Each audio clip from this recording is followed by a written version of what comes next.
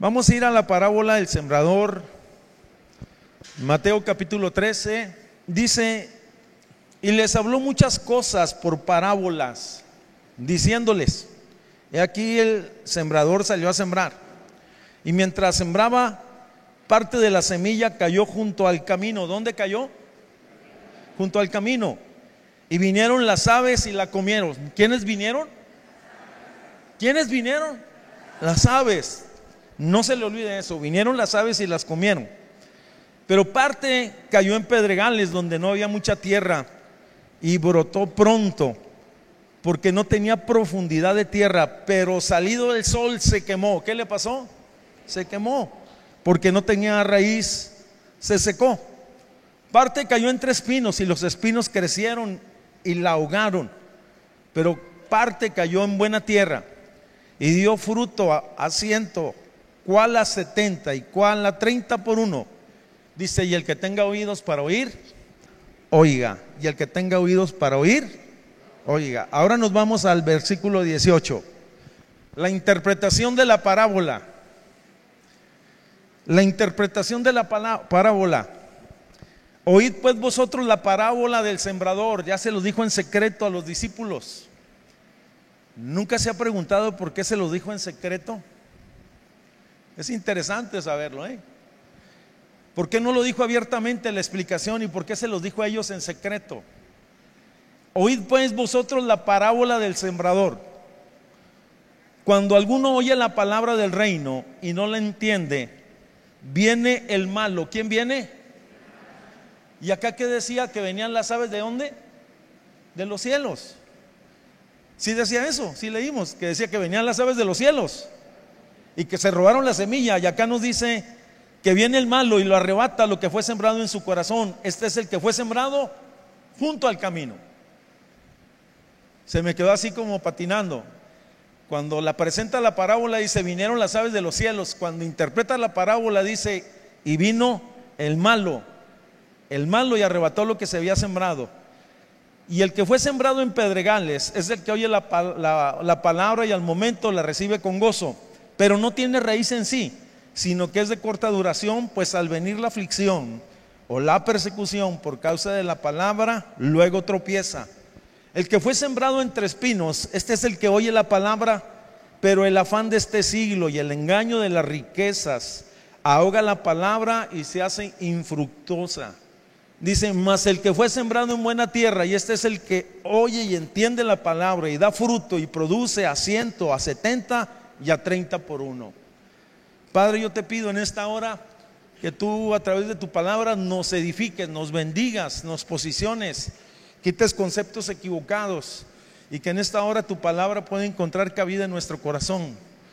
Señor, en el nombre precioso de Jesús, yo pido que traigas quietud al corazón de cada uno de nosotros, y que yo pueda hablar lo que conviene, lo que edifica. Señor, en tu nombre lo pido. Muy bien. Se puede definir una parábola como un relato sencillo, práctico, que sirve para ilustrar una verdad profunda, y en este caso una verdad espiritual. Por lo tanto, una parábola es una enseñanza práctica y sencilla que nos sirve para ilustrar una verdad profunda, y en este caso una verdad espiritual. Jesús de manera cotidiana les enseñaba a sus discípulos a través de las parábolas.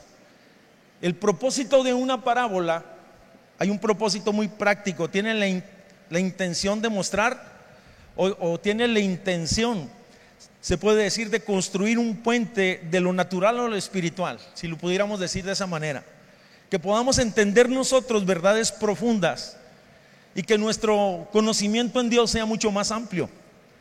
En particular, esta parábola tiene la intención de mostrarnos cómo llega el reino de Dios a los corazones de los hombres. Esta parábola tiene dos propósitos. Número uno, la intención de mostrarnos cómo llega el reino de Dios al corazón del hombre. Pero también la parábola me muestra los impedimentos para que el reino de Dios se establezca en el corazón de los hombres. La misma parábola me enseña y me ilustra las dos verdades. Se lo voy a repetir, ¿sí? ¿Cómo llega el reino de Dios al corazón de los hombres? pero también la parábola me enseña los impedimentos que hay para que el reino de Dios se establezca en el corazón de los hombres. Esta parábola en particular aparece en 3 de los 4 evangelios, para que se cumpla lo que estaba escrito: hablaré en parábolas, declararé cosas escondidas desde la fundación del mundo. Hay 3 cosas que sobresalen, mis hermanos, respecto a esta parábola. 3 cosas muy sencillas. Número 1, es fácil de entender. Quisiera preguntarle cuántos de los que estamos aquí no entendimos la parábola. Y la entendemos porque estamos en una región pues que es agrícola, que conocemos, por lo menos tenemos nociones. Es un lugar donde hay campos, donde hay tierra, donde hay semillas, donde hay lugares donde distribuyen, donde se compran y se venden semillas o frutos. Número 1, es fácil de entender. ¿Sí? Las parábolas no son como el Apocalipsis, si se puede decir. Oye, que tienen en ocasiones un sentido figurado, alegorías y cosas como esta. No, la parábola se interpreta por sí mismo. Segundo, es elemental.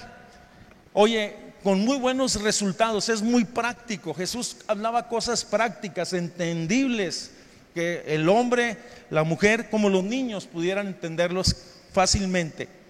Y en lo particular esta parábola, hermanos, Jesús mismo la está explicando.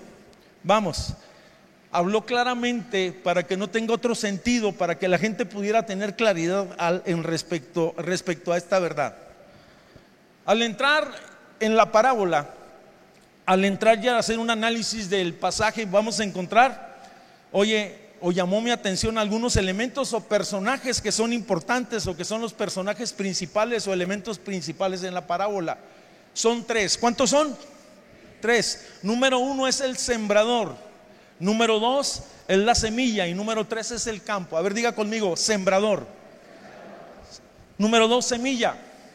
Y número 3, el campo. Ahora usted solo. Número 1, número 2 y número 3, el campo. Ok.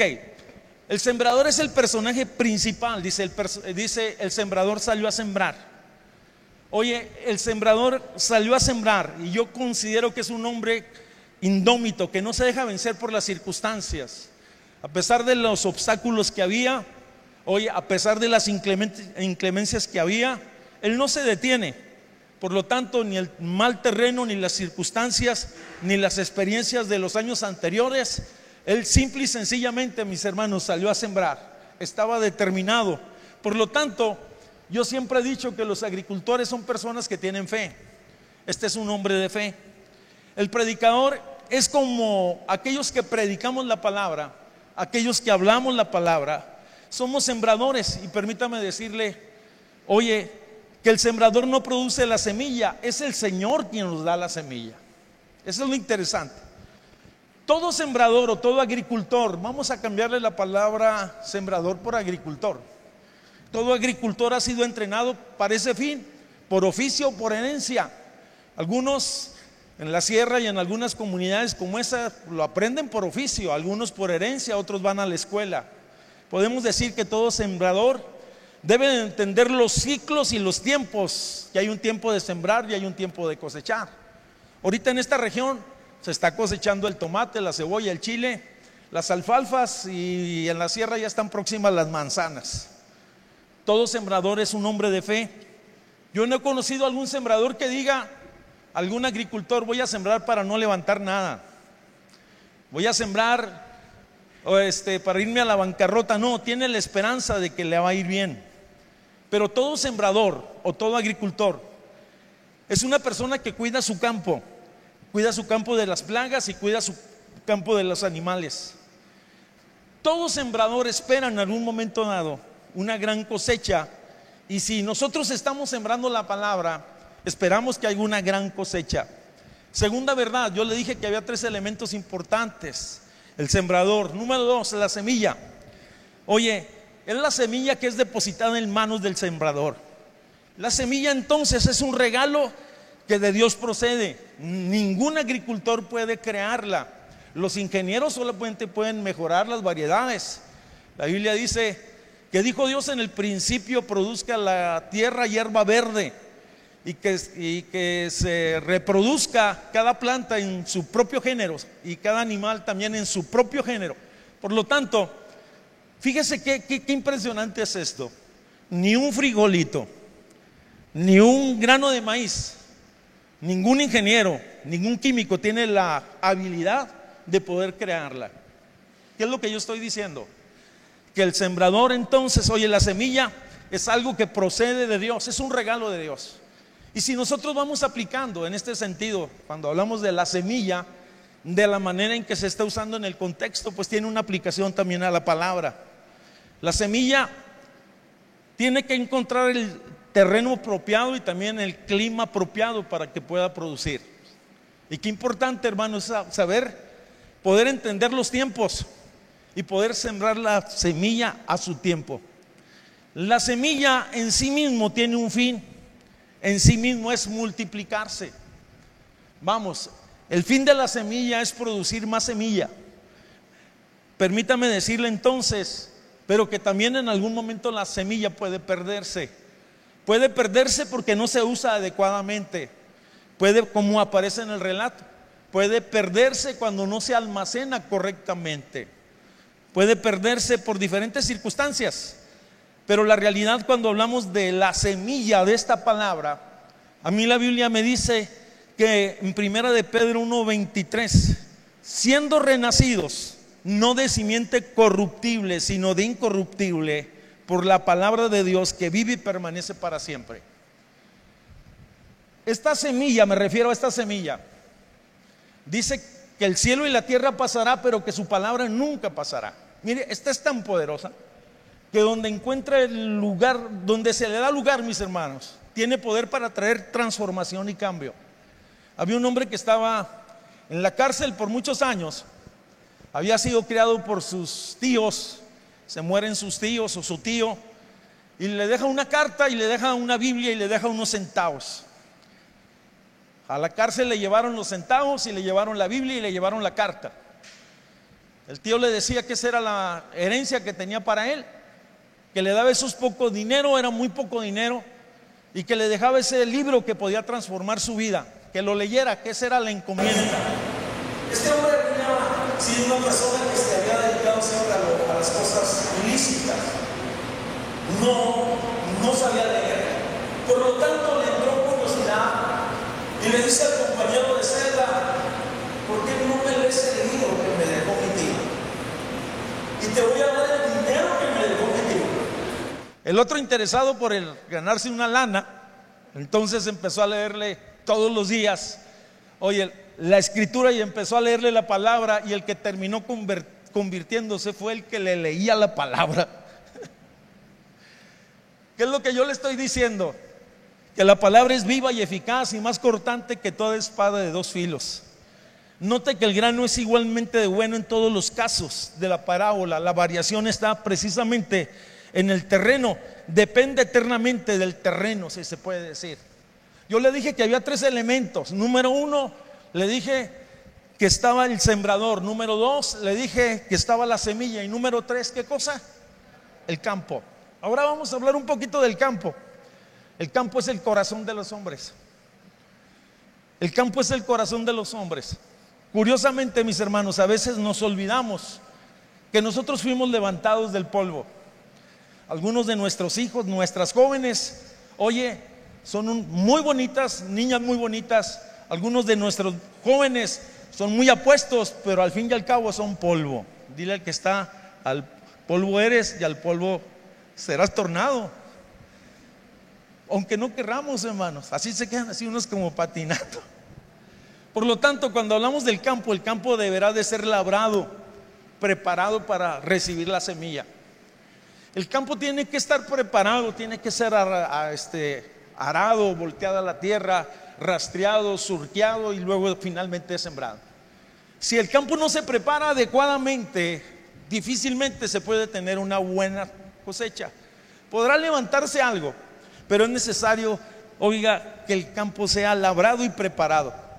El campo tiene la capacidad, oye, para que lo que se siembre según su región y según la semilla dará fruto.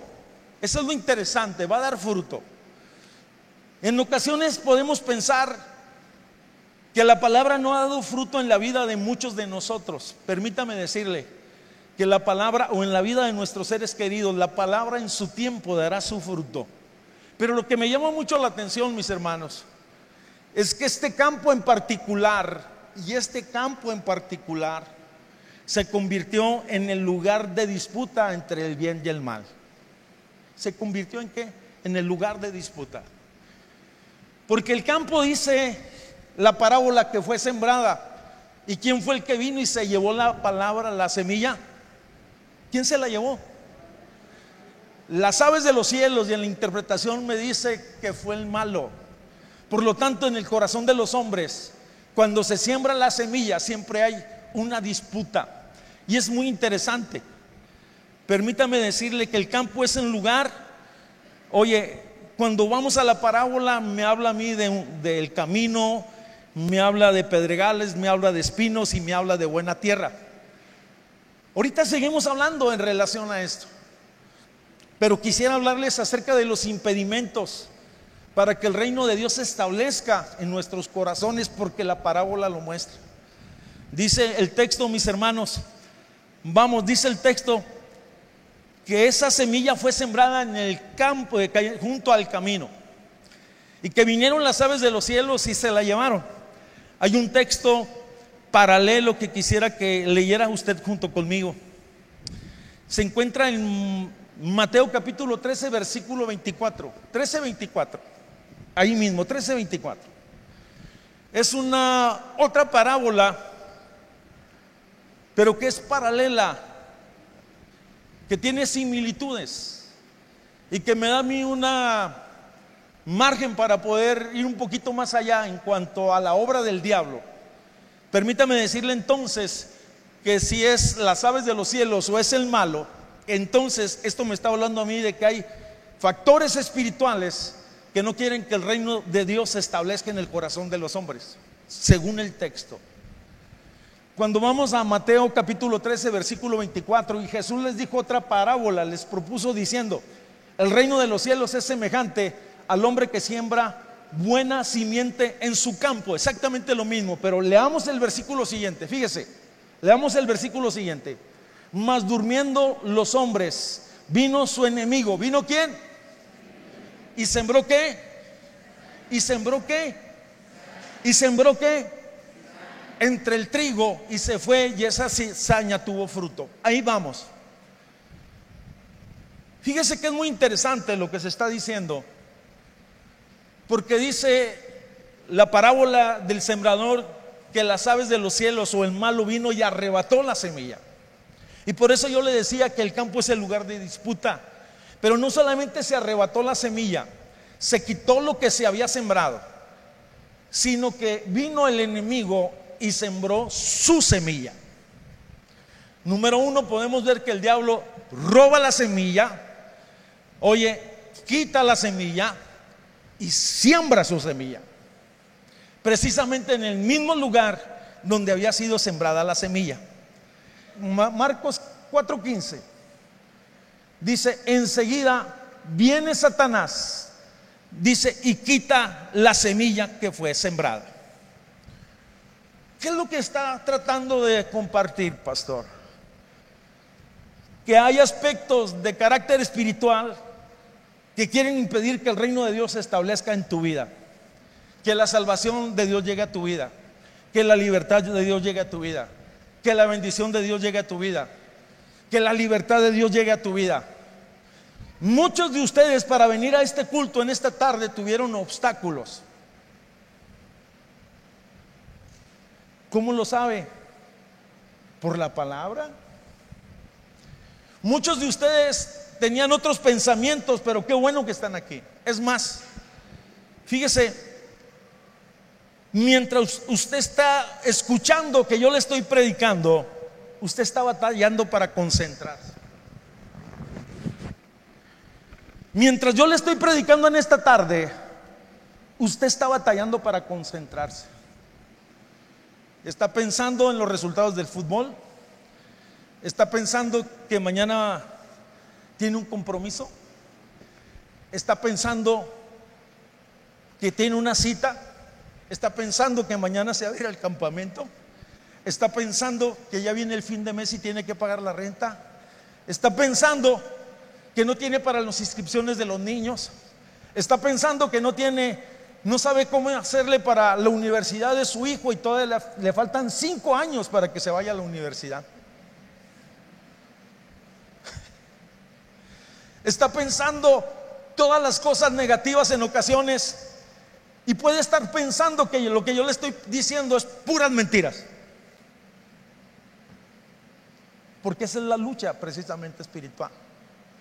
Porque cuando la palabra llega, permítame decirle, yo le voy a decir algo, y esto es lo interesante, que cuando la palabra de Dios llega y se siembra y el enemigo la arrebata, oye, entonces él va a sembrar sus mentiras.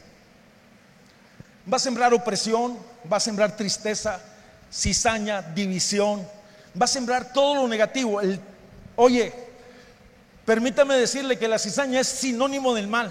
Que hay personas que han llegado por primera vez y que vienen bien cargaditos. ¿Sí sabe lo que es eso? Bien cargaditos, emocionalmente y espiritualmente, que cuando entran y cuando está la alabanza y cuando está la predicación, lo que quieren es salirse y corriendo. Y muchas veces ha habido personas que se han sentido mal, que se les baja la presión, que se les sube la presión, oye, que tienen ganas de vomitar, pero muchas de esas cosas son de carácter espiritual. Yo sé que hay enfermedades, yo sé que los calores agobian, pero muchas de las cosas que en ocasiones cuando la palabra es predicada o va a ser predicada algo que te va a bendecir y te va a posicionar en el reino de Dios, permíteme decirte que el diablo a través de todas las cosas va a tratar de arrebatar esa semilla. O a lo mejor saliendo de aquí tienes alguna situación en el estacionamiento, en el otro semáforo, en la otra esquina, o al llegar a tu casa te van a dar una noticia desagradable. En días pasados yo estuve hablando de Jairo. ¿Se acuerda que estuve hablando de Jairo? Dice que Jairo oyó y vio lo que Jesús hacía, y cuando ya iba Jesús a su casa, llegaron de la casa de Jairo y le dijeron: ya no molestes más al maestro, tu hija ha muerto. Malas noticias. Pero Jairo dice, volteó a ver a Jesús, y Jesús tiene la última palabra. Jesús es poderoso, Jesús te va a sacar de esa bronca. Y si estás aquí nos da gusto. Oye, a lo mejor estás aquí con un pensamiento de desesperanza. Es que no hay solución para mi caso. Y mientras se está hablando de vida, tú estás pensando en muerte. Mientras se está hablando de libertad, tú estás pensando en opresión. Mientras se está hablando, oye, de gozo, tú estás pensando en tristeza. Eso es la obra del diablo. Eso es lo impresionante. El que roba la semilla es el que destruye el crecimiento. En la Biblia se le conoce como Satanás, como Beelzebú, como el destruidor, como la serpiente antigua, como el demonio. Oye, muchos nombres. Oye, y cada uno de ellos tiene su peculiaridad, porque él ha venido a hurtar, matar y destruir. ¿Qué es lo que no me he salido de la parábola? Porque la parábola me habla de impedimentos para que el reino de los cielos y la bendición de Dios se establezca en nuestras vidas, y algunos son los factores espirituales. Satanás es el engañador, el vil acusador de los hermanos. Él es el vil acusador de los hermanos. Permíteme decirte que Satanás opera con astucia por medio de tentación, opresión y acusación. Tentación, opresión y acusación. ¿Quién me los dice? Tentación, opresión y acusación. Vamos a repetirlos. ¿Cómo obra el diablo? Tentación. Segundo, opresión. Tercero, acusación. No se los aprendió. Primero, tentación. Segundo, opresión. Tercero, acusación. Así obra el enemigo. Satanás, el malo, viene con tentación. No podemos evitar ser tentados. La Biblia me dice: resistir al diablo y huirá de vosotros. No podemos evitar ser acusados porque no está en nuestros labios. Hay personas que están diciendo cosas equivocadas. El diablo acusa, es el acusador de los hermanos. Pero también la Biblia me dice que sí podemos evitar ser oprimidos. resistir al adversario. Debemos de entender cuando el diablo quiere operar, cuando el diablo quiere traer sus mentiras, su presión, su miseria, plantarle en nuestro corazón, que el pecado endurece el corazón del hombre. Y puede ser la mejor semilla del mundo, puede ser la mejor predicación, mis hermanos, puede ser la mejor palabra, más estructurada, la más ungida, la más dirigida. Oye, lo mejor, el mejor predicador con la mejor semilla. Pero si el corazón está endurecido, difícilmente va a crecer. Si tiramos aquí una semilla, puede durar 5 años, 10 años, 20 años y nunca va a dar fruto. No es el mejor lugar para que crezca. Junto al camino va a ser arrebatada, no va a prosperar. Carlos Spurgeon dijo: porque en ocasiones el corazón de los hombres se endurece por causa de las circunstancias que están alrededor de su vida, mis hermanos. El campo se endurece por lo que le sucede al hombre en su vida, porque lo traicionaron, porque lo dejaron, porque hablaron mal de él. Muchas cosas, somos tan susceptibles que llega el momento que difícilmente escuchamos la palabra, difícilmente podemos aceptar la verdad de Dios, el amor de Dios, la gracia de Dios, porque nuestro corazón está endurecido. Y más si alguien el que nos faltó es un cristiano. Y es ahí donde se libra una lucha espiritual. El camino es una vía pública tan congestionada que difícilmente permitirá entonces que haya resultado. Pero la realidad, cuando hablamos de un corazón endurecido, no puede entender, no puede nacer, no puede crecer ni germinar la semilla en ese lugar. Yo quisiera invitarlo para que reflexionáramos un poco en relación a esto. ¿Cómo está mi corazón ante Dios? Mi corazón está sensible a su presencia. Su palabra me estremece todavía. Su presencia me cautiva todavía. ¿Cómo está mi corazón? Porque esto tiene que ver con el corazón del hombre. Para que el reino de Dios se establezca en nuestro corazón, hermanos, necesita haber un corazón sensible. Para que la bendición de Dios llegue, hermanos, a nuestra vida, necesita haber un corazón receptivo. El Señor dijo que quitaría de nosotros ese corazón de piedra y que nos daría un corazón de carne.